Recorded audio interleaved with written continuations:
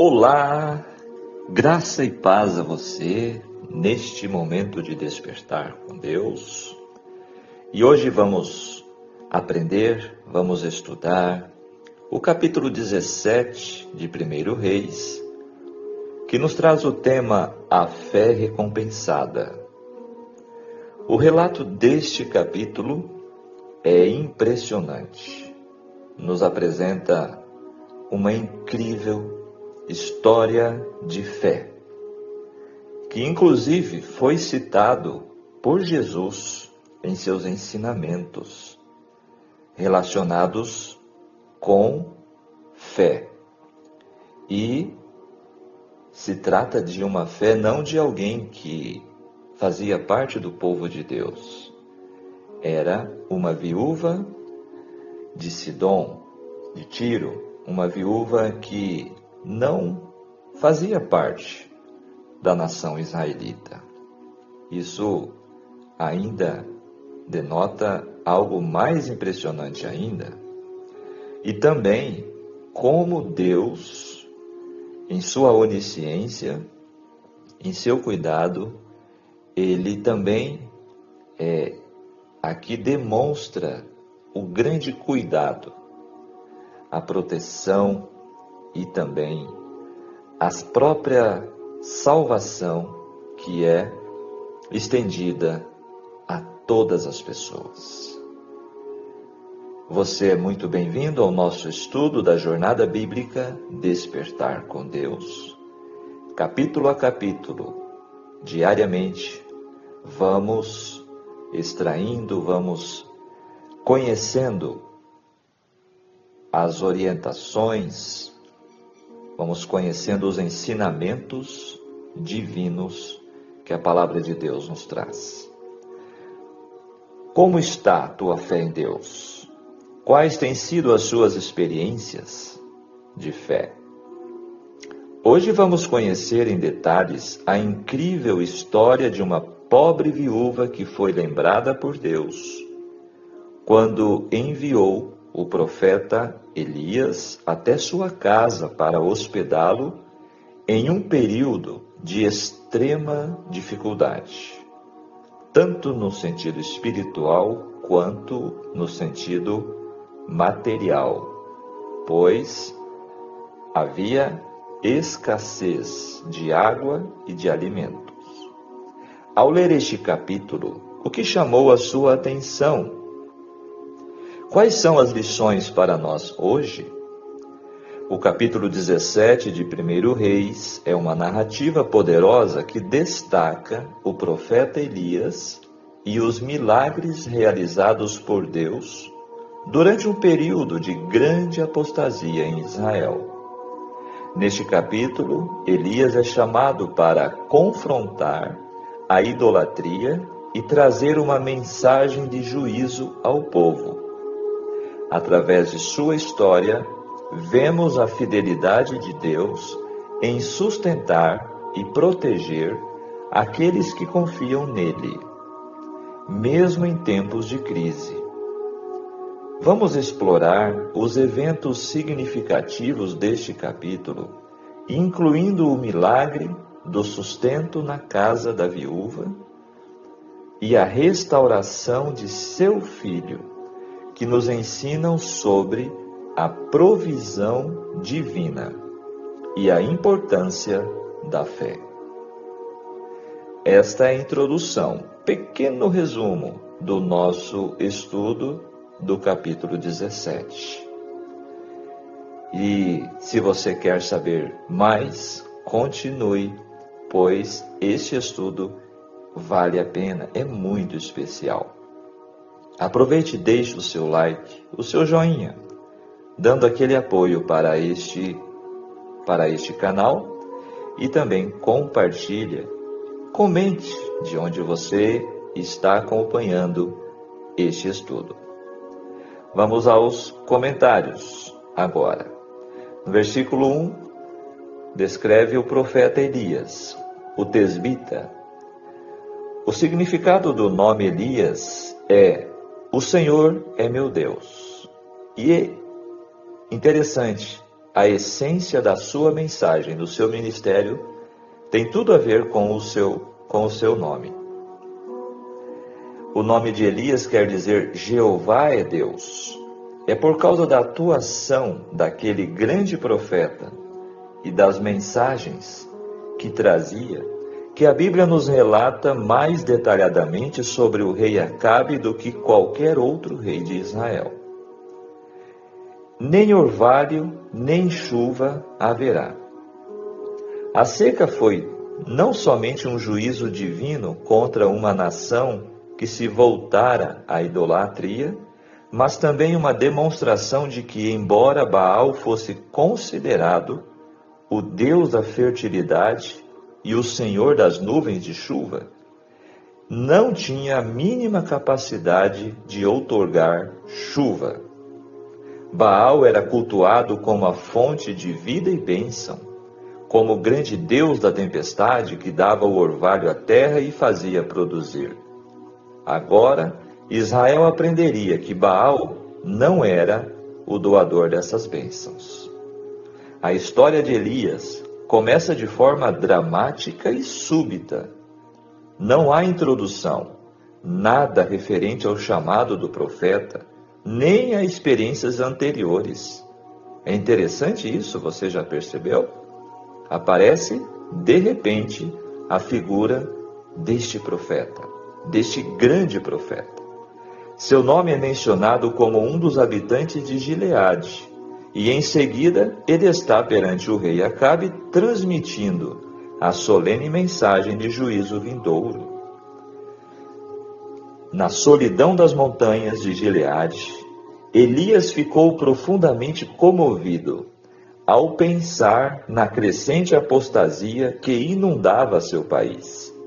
Aflito, indignado, orou com fervor para que algo acontecesse, que detivesse a maré do mal. Olha que detalhe interessante este estudo está nos trazendo. Então Elias era um homem que estava aflito com a situação de sua nação e orou a Deus. Ele orou com fervor. E na sua oração ele pediu a Deus que, se necessário, os juízos viessem para fazer com que o povo e o rei se despertassem e vissem a tolice de crer em Baal. E a sua oração foi ouvida. O próprio Elias enviado ao rei com a surpreendente mensagem de juízo. Nós vamos ver isto um pouquinho mais à frente, mais detalhes. E ele disse assim, olha, tão certo como vive o Senhor, a sua mensagem foi dada com poder. A mensagem de Elias a Acabe foi entregue na forma de um juramento. Como tal, era Deus quem garantia a veracidade das palavras do profeta. O juramento era a maneira mais solene de comprometimento entre duas partes. Neste caso, sancionado por Deus e pronunciado com um desafio a Baal, representado por Acabe. E o verso 3 vem a ordem de Deus: retira-te daqui. Depois de dada a mensagem, não havia tempo a perder. Antes que o rei pudesse voltar a si e apanhar o profeta para matá-lo, ele partiu. E o verso 4, Deus disse ao profeta: ordenei aos corvos que te sustentem. Embora Elias estivesse no deserto, o Senhor podia prover para ele da mesma forma como fizera em favor da nação de Israel séculos antes, durante a jornada, o êxodo do Egito. Ironicamente, Israel estava na terra prometida, mas se esqueceram de quem o sustentava. O fato de Elias ser sustentado de modo milagroso, sem habitar no meio do povo, demonstrava que a palavra de Deus não dependia do povo, mas que o povo dependia da palavra de Deus. Então, no verso 9, Deus também disse: ordenei a uma mulher. Deus deixa claro que Ele tem o controle do universo em suas mãos. Você acredita assim? Mas para ensinar a beneficência e solidariedade à raça humana, Ele prefere instrumentos humanos. Por isso mesmo colocou a mensagem do Evangelho nas mãos dos fracos pregadores humanos para anunciar todas as coisas sobre a obra de Jesus Cristo, o que até anjos anelam perscrutar. Deus poderia continuar alimentando Elias isolado lá no deserto, mas Deus tem meios especiais onde alcançar pessoas e também usar pessoas para o bem. Em uma nação em que era obrigatório por lei que se cuidasse de seus profetas, é irônico que Deus utilizasse corvos, que são aves impuras, e uma viúva, uma estrangeira do território natal de Jezabel, portanto considerada impura também, para cuidar de Elias. Deus envia seu auxílio de onde menos esperamos. Ele providencia ajuda para nós a partir de meios que vão além de nossas definições e expectativas. Não interessa quão amargas nossas dificuldades ou o quanto a nossa situação pareça sem esperança. Devemos buscar o toque do cuidado de Deus. Olha que importante isso aqui, viu? Para cada um de nós manifestarmos confiança em Deus. Podemos encontrar sua providência até nos lugares mais estranhos. Sarepta é uma pequena vila conhecida hoje como Saranfanda, uma região lá do Oriente Médio. Viúva naquele tempo era sinônimo de pobreza. As viúvas viviam quase desprotegidas pela lei e eram facilmente exploradas. No verso 10 destaca que ela estava apanhando lenha, uma das cenas mais comuns no Oriente, onde o combustível é escasso. Mulheres e crianças apanham gravetos ou pasto seco para acender fogo. E no verso 12, tão certo como vive o Senhor teu Deus. Essa é uma fórmula de juramento feito em nome do Deus de Elias. Agora, os versos 13 a 16, quando a viúva de Sarepta encontrou-se com Elias, ela pensou que iria preparar sua última refeição. Mas um simples ato de fé produziu um milagre. Ela confiou em Elias e deu a ele tudo o que tinha para comer. Aqui fica claro que foi um ato de fé. A fé é o passo entre a promessa e a posse. Milagres parecem muito longe de nossa débil fé, mas cada milagre, pequeno ou grande, começa com um ato de obediência. Não esqueça isto. Podemos não ver a solução até que demos o primeiro passo de fé. Olha que lição especial para mim e a você. Verso 13. Elias disse: primeiro faze dele para mim. Foi uma prova, não foi? Eu fiquei pensando, se essa viúva fosse egoísta, se ela pensasse, não conheço esse homem, eu vou tirar da boca do meu filho para dar para ele? De maneira alguma. Ela poderia muito bem ter pensado assim, não é verdade? Mas aqui nós vemos, o pedido era uma prova de fé. E o verso 17, mesmo quando Deus executa um milagre em nossas vidas, ainda podemos enfrentar problemas. precisamos depender de Deus em cada nova dificuldade que enfrentamos. Porque, novamente, a mulher, a viúva, passou agora por uma prova mais difícil. Seu filho veio a morrer e logo ela pensou que era um juízo sobre ela. Que história incrível, não é mesmo? Que acontecimentos incríveis. Agora no verso 18, homem de Deus, ela diz: no momento em que Israel estava se desviando de Deus, adorando Baal, uma mulher do país de Baal demonstrava sua fé no Deus de Israel. Percebe? Sementes lançadas nos lugares mais improváveis podem brotar e produzir a sua colheita de graça.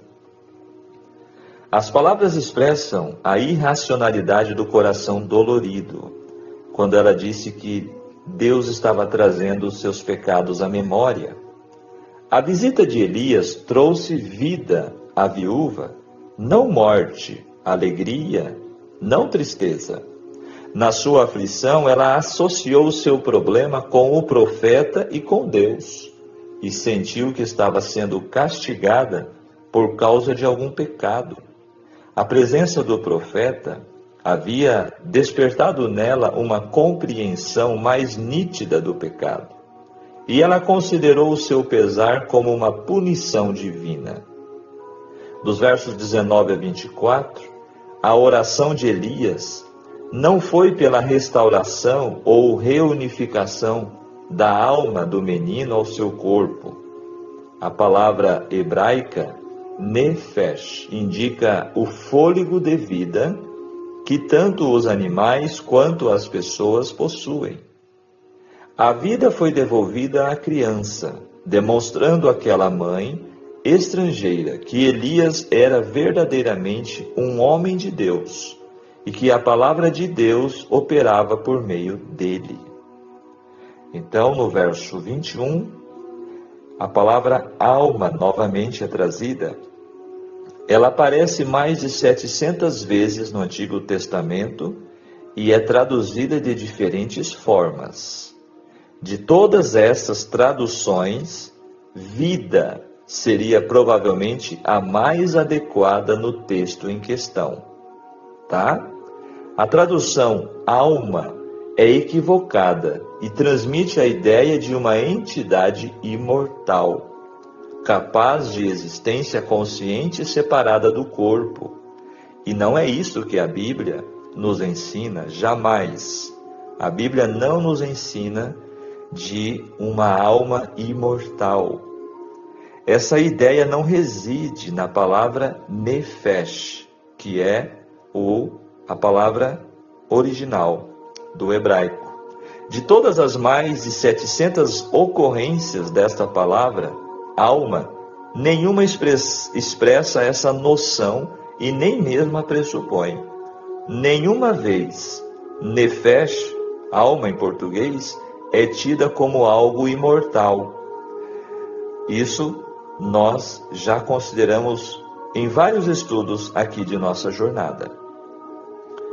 Só para ficar claro, mais uma vez, a cada um de nós.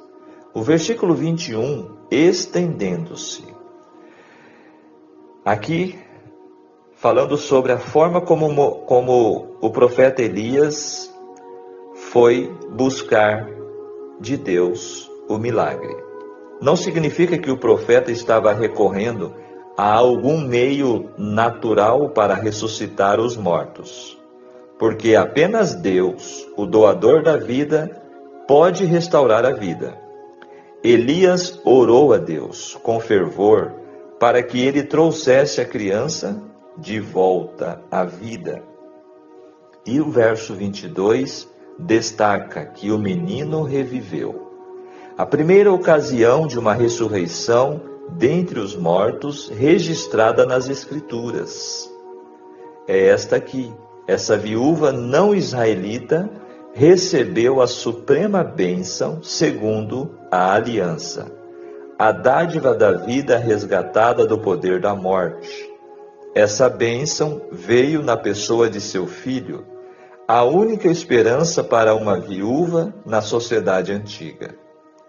Por meio da oração feita com fé, mulheres receberam pela ressurreição os seus mortos. Está citado na carta aos Hebreus, capítulo 11, verso 35. Olha só, fazendo menção a este milagre. Eis algo que Baal jamais poderia fazer. Quando souberam que o filho da viúva havia sido ressuscitado pelo poder de Deus, a popularidade de Baal foi abalada. Versículo 24, nisto conheço. As promessas do Senhor são sempre certas. Todo filho de Deus deve guardar firme a profissão de sua fé sem vacilar, pois quem fez a promessa é fiel. Muito embora o Senhor possa não realizar milagres como o que realizou no caso da viúva fenícia, há milhares de maneiras pelas quais cada filho dele pode concluir que a sua palavra é fidedigna. Deus é tão bom, tão poderoso e está tão próximo de seus filhos hoje, como esteve da viúva de Sarepta. Pode crer completamente nisto. E Deus está interessado em satisfazer, em preencher cada uma de nossas necessidades. A palavra do Senhor, finalizando este tópico, na tua boca é verdade, disse a viúva. Deus usou essa experiência para convencer a viúva fenícia de que sua palavra era completamente fidedigna.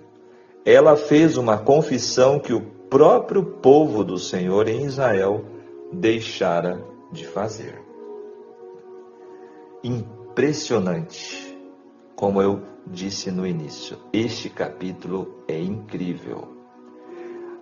Agora, vamos ao segundo tópico do Espírito de Profecia, falando sobre este episódio do capítulo 17. Elias, um homem de fé e oração. Entre as montanhas de Gileade, ao oriente do Jordão, habitava nos dias de Acabe um homem de fé e oração, cujo destemeroso ministério estava destinado a deter a rápida disseminação da apostasia em Israel. Distanciado de qualquer cidade de renome e não ocupando nenhuma alta posição na vida, Elias o tesbita, não obstante, entregou-se à sua missão, confiante no propósito de Deus de preparar diante dele o caminho e dar-lhe abundante sucesso. A palavra de fé e poder estava em seus lábios, e toda a sua vida estava devotada à obra da reforma. Sua voz era a de quem clama no deserto para repreender o pecado e fazer refluir a maré do mal. E conquanto viesse ao povo como reprovador do pecado, sua mensagem oferecia o bálsamo de Gileade a toda alma enferma do pecado que desejasse ser curada. Começa o texto aqui na página 119 do livro Profetas e Reis. Agora vejam a angústia de Elias ao ver a apostasia. Ao Elias ver Israel aprofundar-se mais e mais na idolatria, sua alma ficou angustiada e despertou-se-lhe a indignação. Deus havia feito grandes coisas por seu povo. Tinha-o libertado do cativeiro e lhe dado as terras das nações, para que guardassem os seus preceitos e observassem as suas leis. Mas os beneficentes desígnios de Jeová haviam sido agora quase esquecidos. A incredulidade estava depressa separando a nação escolhida da fonte de sua força. Contemplando esta apostasia, do seu retiro na montanha, Elias sentiu-se oprimido pela tristeza. Em angústia de alma, ele suplicou a Deus que detivesse em seu ímpio curso o povo outrora favorecido, visitando-o com juízos, se necessário fosse, a fim de que pudessem ser levados a ver em sua verdadeira luz o afastamento do céu. Ele ansiava por vê-los levados ao arrependimento, antes que fossem tão longe na prática do mal, a ponto de provocar o Senhor para que os destruísse completamente. A oração de Elias foi respondida. Apelos constantemente repetidos, admoestações e advertências tinham falhado em levar Israel ao arrependimento. Havia chegado o tempo em que Deus devia falar-lhes por meio de juízos. E a Elias fora confiada a missão de levar a Acabe a mensagem de juízo. Ele não pediu para ser o mensageiro do Senhor. A palavra do Senhor veio a ele. E, cioso da honra da causa de Deus, não hesitou em obedecer à intimação divina, embora a obediência parecesse um convite à imediata destruição às mãos do ímpio rei.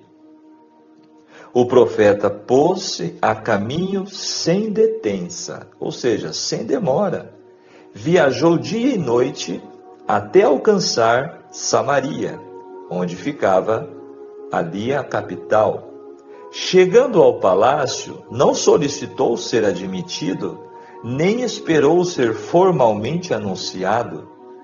Vestido de roupas rústicas, como comumente usavam os profetas da época, passou pelos guardas, aparentemente sem ser notado, e deteve-se um momento diante do rei, atônito. Elias não apresentou escusas por sua abrupta presença. Alguém maior que o rei de Israel tinha-o comissionado para falar, e erguendo a mão em direção do céu, afirmou solenemente pelo Deus vivo, que os juízos do Altíssimo estavam prestes a cair sobre Israel. Vive o Senhor, Deus de Israel, disse ele, perante cuja face estou, que nestes anos nem orvalho nem chuva haverá, senão segundo a minha palavra. Foi somente pelo exercício de forte fé no infalível poder da palavra de Deus que Elias apresentou sua mensagem. Não possuísse ele implícita confiança naquele a quem servia e jamais teria aparecido perante Acabe.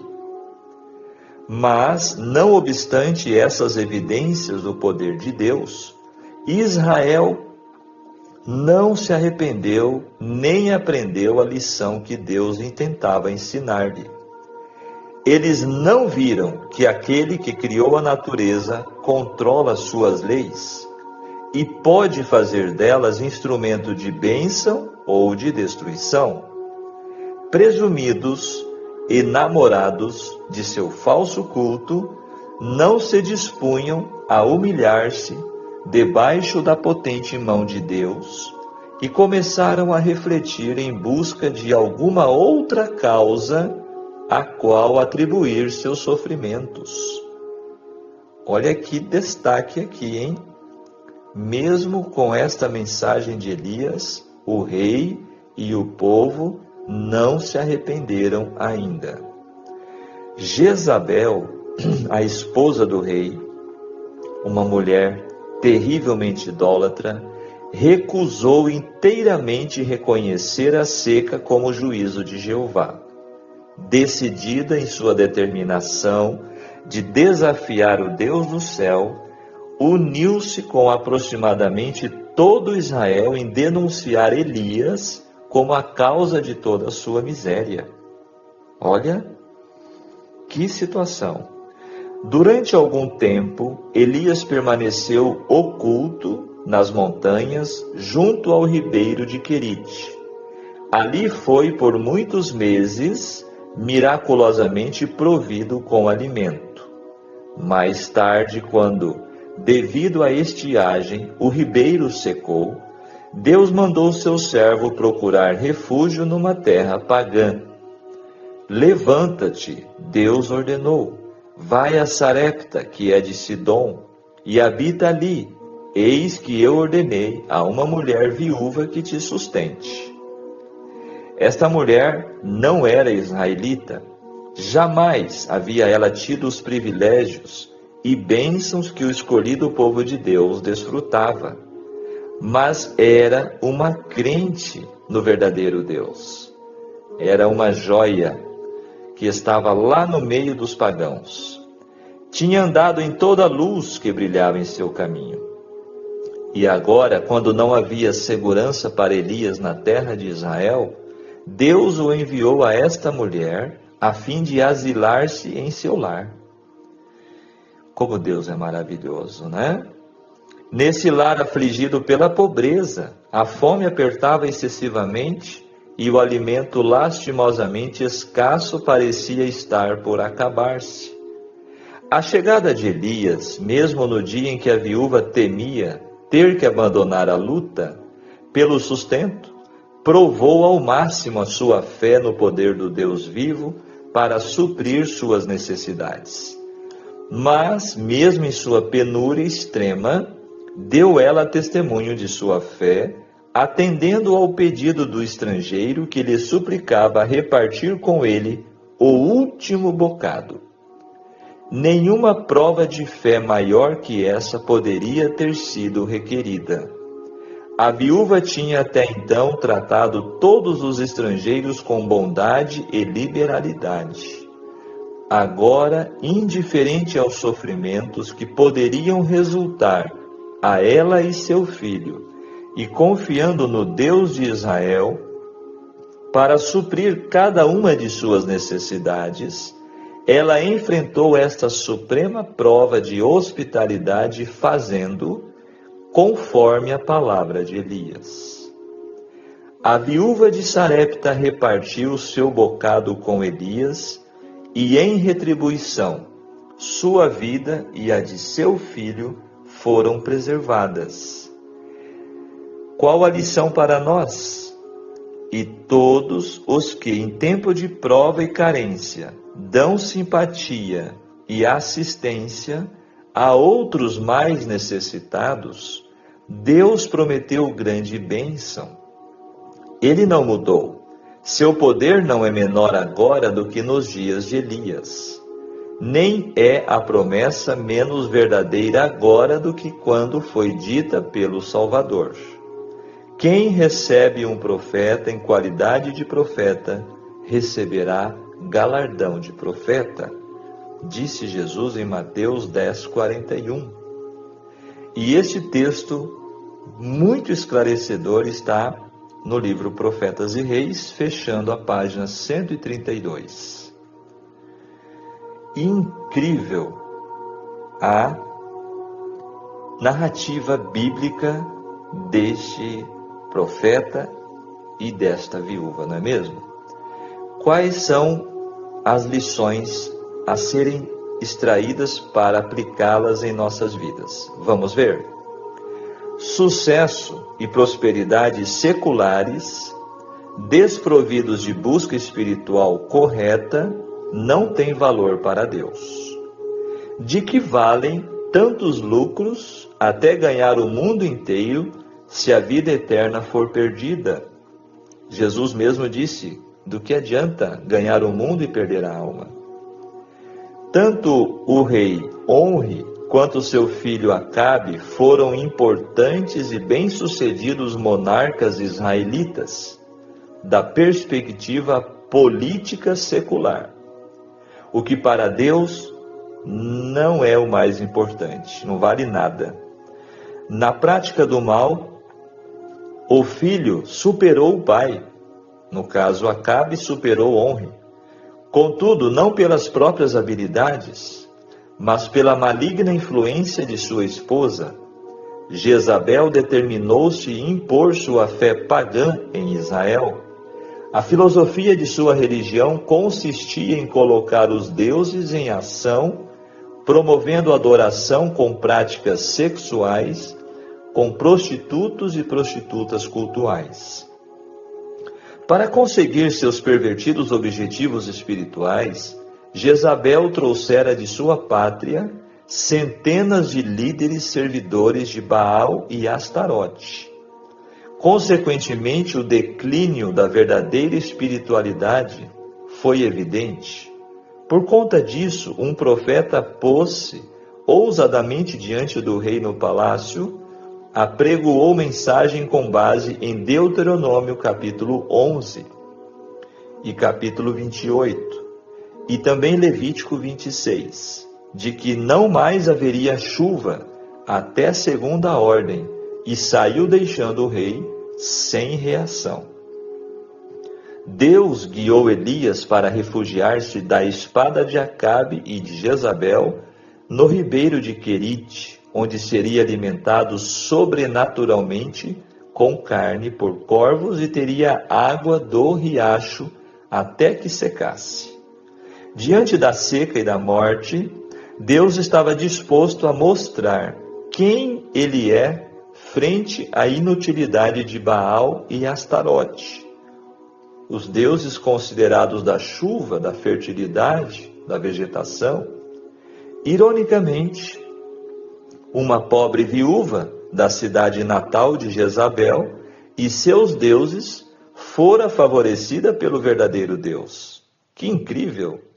Baal não podia resolver o problema da fome e falta de chuva da rainha Jezabel, mas o Deus de Israel podia alimentar a viúva de Sarepta.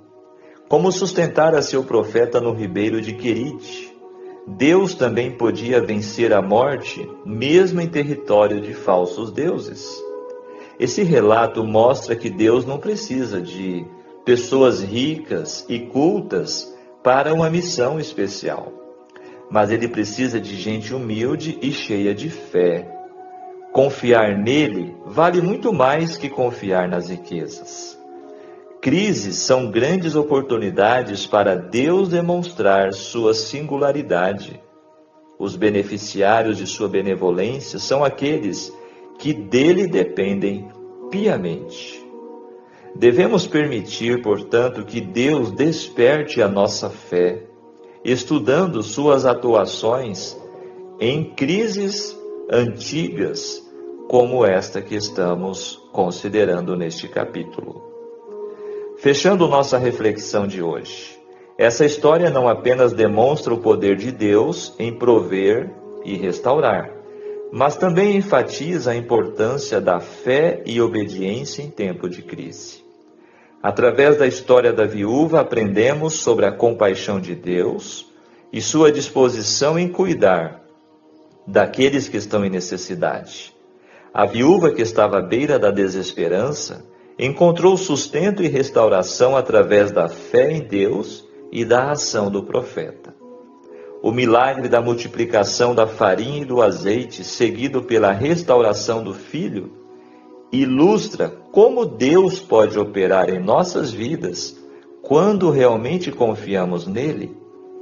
Além disso, a narrativa nos desafia a considerar a nossa própria fé e como podemos responder às dificuldades que enfrentamos. Assim como Elias intercedeu pela viúva e seu filho, também somos chamados a interceder pelos outros e a confiar em Deus para trazer esperança e cura em meio ao sofrimento. Que possamos nos inspirar na fé de Elias e na confiança da viúva, buscando sempre a provisão e a restauração que só Deus pode oferecer. A história de Elias nos lembra que mesmo em tempos de desespero, Deus é capaz de realizar milagres e trazer vida onde há morte, e que devemos sempre nos voltar para Ele em busca de ajuda e de esperança. E nisto vigiemos e oremos. Amém. Que Deus seja louvado por esta palavra poderosa que Ele trouxe-nos neste momento. E leve este pensamento para você neste dia. Leve este conselho. Tudo tem seu tempo. Tenha paciência. Deus sabe o que é melhor para você. Suporte o processo e viverá o propósito. Aguente firme e não abandone a sua fé, pois vai valer a pena. Confie, o agir de Deus é lindo. Amém? Olha, como nós temos frisado, né? Cada capítulo reserva-nos preciosas joias, tesouros inigualáveis, que não vamos encontrar em outro lugar, a não ser na palavra de Deus. Que lições maravilhosas este capítulo apresenta a nós, não é mesmo? E vamos agradecer a Deus, vamos orar? Nosso amado Deus, querido Pai Celestial, graças te damos, Senhor, pelo dom da vida. Graças te damos porque Tu és o Criador e mantenedor de nossas vidas. Obrigado pelo alimento físico, o alimento que nos sustenta a cada dia, e também pelo alimento espiritual. Obrigado, Senhor, por esta mensagem que o Senhor trouxe a nós neste momento. Queira nos despertar, queira, Senhor, nos conceder uma fé semelhante à de Elias e desta viúva, que foram grandemente favorecidos por Ti, pelo Seu poder, como recompensa da fé, da confiança plena. Senhor, desperte-nos também para confiarmos somente em Ti. Perdoe nossos pecados, fique conosco em nome de Jesus. Te rogamos. Amém. Que Deus te abençoe, que Deus te guarde, tenham todos um ótimo dia com a presença de Jesus e até amanhã para o nosso encontro com a palavra de Deus, em nosso despertar. Um grande abraço. Tchau, tchau.